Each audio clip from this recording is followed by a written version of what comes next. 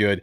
Adam Sandler to me makes just fun, stupid movies. Movies you can just sit for a second and veg out to, and not really think too much. And that's what I love about it. You have to have movies like that. They don't really need that much of a purpose or a story.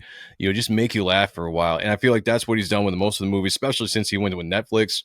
I can't remember when he struck that deal. What was that, like 2017, 2018? Was that when he started doing the Netflix deal? I can't remember. Everything he does now is on Netflix.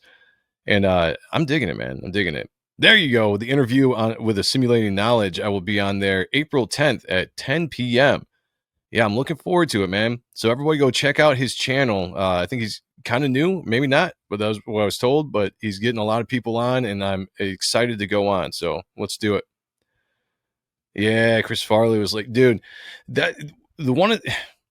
I sound like a broken record because I'm always talking about the 90s and stuff. And I can't help that. That's when I grew up. That's when I spent the majority of my teenage years was the 90s. And it just seemed like there were so many good things in the 90s, so many funny actors, so many funny movies. Chris Farley, I mean, just him showing up in any movie he did, whether it was a cameo or it was his own movie, was awesome. Adam Sandler was the same way back then. Jim Carrey, when he first came on the scene. I mean, it was a different time. And it's hard to recapture the magic of a movie 20, 25 years later.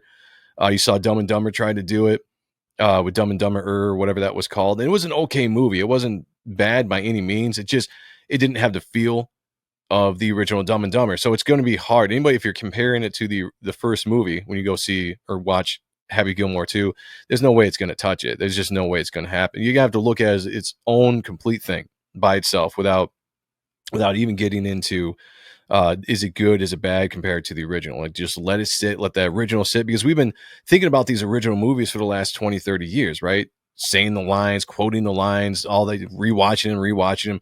It's going to be hard to tap into that and actually break that. But Happy Gilmore 2, I think, looks good. I personally would love to see him make a Billy Madison too.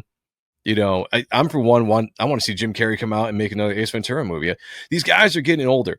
I'm getting older. I want to see them make a movie before they're dirt old. Like Schwarzenegger coming back and trying to do Terminator at friggin', 69, 70, whatever he is. That just doesn't work. Do it when you're still, I mean, what is Sandler in his 60s? He's in his 50s. He's got to be in his 50s. He can't be in his 60s, right?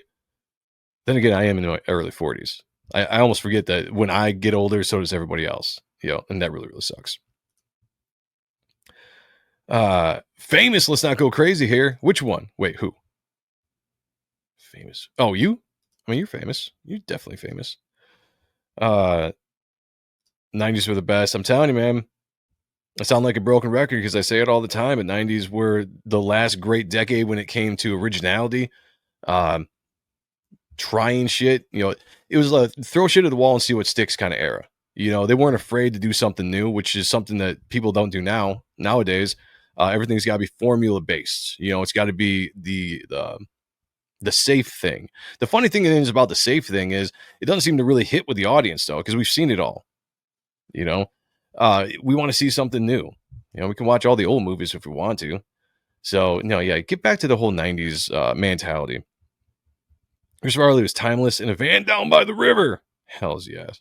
Okay, so he's getting not quite 60. I'm happy about that, but he's getting up there. He's getting up there for sure. Thank you, Sheldon Martin. Appreciate you, brother. Henry's in the house. Great to see you, man. Arnold Schwarzenegger could do King Conan, so an older Arnie would work. That might be cool. Depends on who you would cast as like the younger, like lead star, going forward, because he can only do so much. You'd have to have a younger character taking the reins going forward, but that would be cool. I mean, see, those are roles that he could do.